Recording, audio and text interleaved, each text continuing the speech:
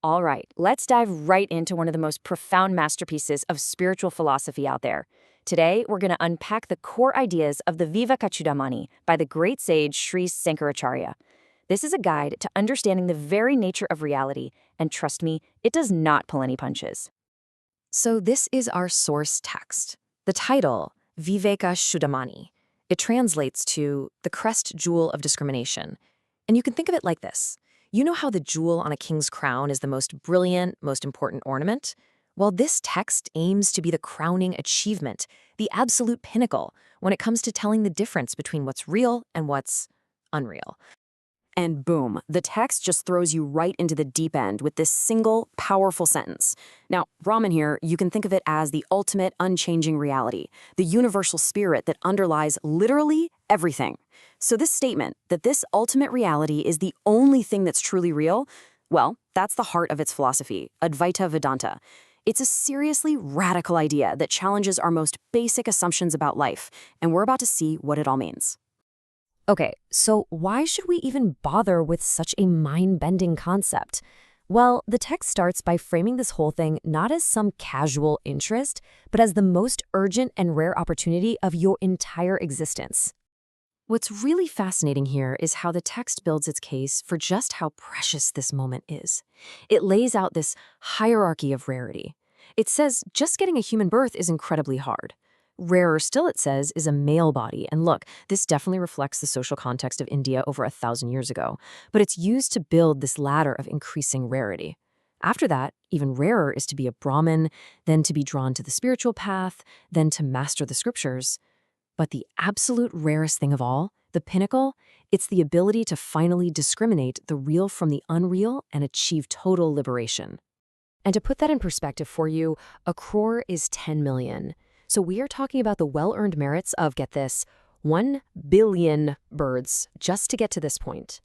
The text is making it crystal clear the opportunity to even hear these ideas is astronomically rare. And that just lays out the stakes perfectly, doesn't it? Given this incredibly rare chance, the text gives us a very stark warning.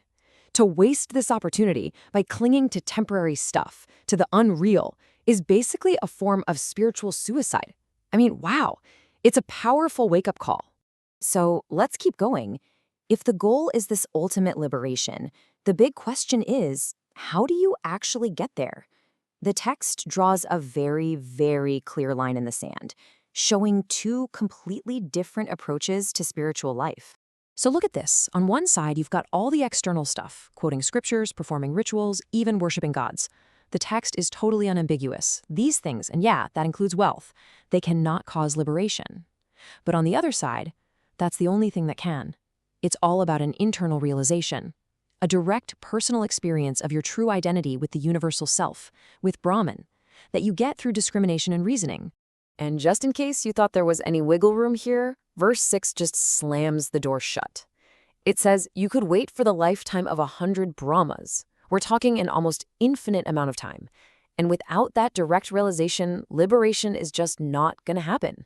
It's not something you can earn with good deeds. It's something you have to realize inside yourself. So how does this unreal world cause so much real suffering? Well, the text uses this classic, brilliant analogy. Imagine this. You walk into a dark room and you see what you think is a coiled snake. Your heart starts pounding, you feel real fear, real misery. But then someone flips on the light, and you see it was just a rope the whole time. The snake was never actually real, but your suffering sure was. That's our condition, mistaking the unreal for the real. And this is exactly where discrimination, or Viveka, comes in. It's the light switch. It's that process of clear-headed reasoning that lets you see the rope for what it truly is, and that scary illusion of the snake just vanishes. So the crucial point is this. Discrimination is the main tool you have for seeing reality as it actually is. Okay, so if we're going to take on this huge journey of discrimination, what do we need to pack? Well, the text lays out a really practical toolkit, the qualifications any serious seeker needs to have. You know, the ancient sages boiled it down to 4 essential tools. The text is super clear. If these are present, the journey to understanding will succeed. If they're absent, it's going to fail. It's as simple as that. So here are the 4. First, we've got Viveka, which we've been talking about, that crucial ability to tell the real from the unreal. Second is Vairagya, which is basically renunciation. Third is a whole set of 6 inner virtues for mental discipline. And finally, mumukshusu, which is this intense, burning desire for freedom. Let's just zoom in on a couple of these.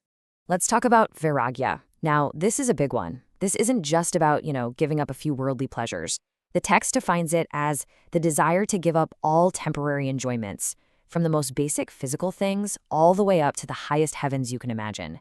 It's a complete and total turning away from everything that doesn't last. And that third tool is really a bundle of 6 virtues that build up your mental discipline. It includes things like sama, which is keeping your mind calm and totally focused on the goal. Then there's dhamma, which is controlling your senses so they don't keep dragging you outside of yourself. And titiksha, which is this incredible inner toughness to just bear all of life's hardships without complaining or getting anxious. But here's the absolute key. The text uses this beautiful metaphor. Without a strong sense of renunciation and a real intense yearning for liberation, all the other practices, your calmness, your self-control, all of it, they're like a mirage. Like seeing water in a desert. It looks real from a distance, but when you get there, there's nothing. The motivation has to come first. So after all of this, the high stakes, the right method, the tools you need, the text brings it all right down to a single actionable starting point for anyone who feels like they're ready. If you've got the qualifications, if you feel that intense yearning for freedom, what's the very first thing you're supposed to do? And the answer is so clear. Find a teacher. The text says the seeker has to go find a guru, a qualified guide who is described as the best of the knowers of Brahman and an ocean of mercy. This journey of self-realization, it's not meant to be walked alone. And that just leaves us with the final question, the one the text kind of turns back on each of us. Of all those qualifications, the one thing that makes all the others real and not just a mirage is that intense yearning for freedom. So the ultimate question isn't just philosophy, it's personal. It's for you, right now. Do you?